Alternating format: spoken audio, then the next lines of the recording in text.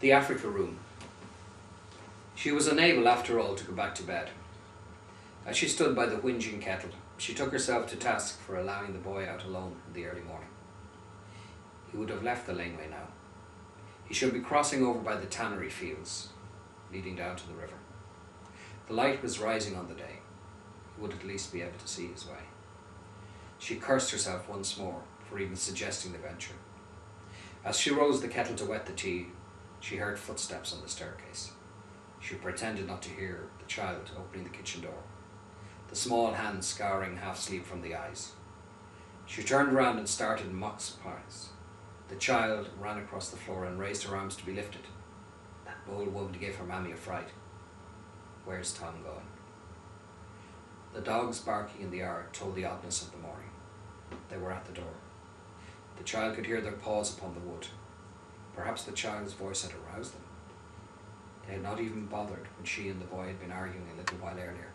Even the dogs, she felt, would have grown accustomed over the years to the coarse cut of the early morning rouse in the house, as they had all done.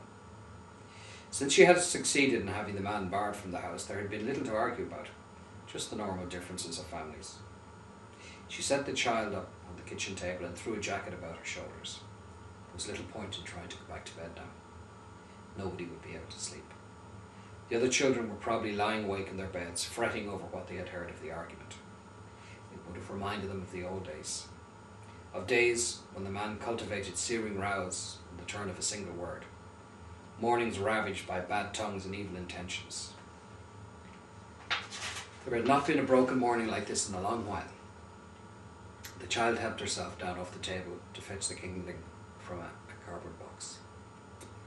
She rapped on the door she passed and laughed as the dogs outside responded. When the fire finally took, the dogs were let in. The collie was the friskier of the two. The Labrador was content to lie before the flames and watch the child at play. The woman set the kettle on the stove once again, having emptied the pot of its lukewarm tea. Then she sat herself at the table, took up the evening paper. She seemed to have scarcely left it down. Perhaps the others had taken sense and gone back to sleep. She would explain all later on. As she turned the pages, drifting from one face to the next, she harried herself once again for having allowed the boy out at all. The tannery fields, drenched in dew, had saturated his trousers. He paused a moment by the sheep dip to try and brush some of the lighter fall from his legs. Ahead of him, in the distance, he could see the chalet. There was no sign of anyone. The sun was lifting now, and, feeling its force, he knew that it would be another strong summer's day, as the day before had been. He had gone down through the fields the previous day to swim in the poaching hole. He had taken care, though, not to go anywhere near the chalet, lest he should chance on either the man or the woman. Down near the poaching hole where, his mother told him, the dippers used to come to baptize people once upon a time.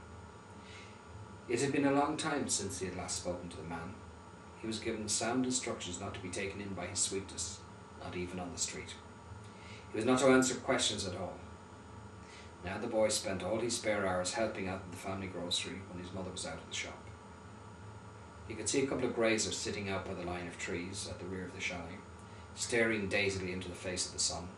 They didn't hear his footsteps until he was practically upon them. Then they scattered and made for the may bushes once more.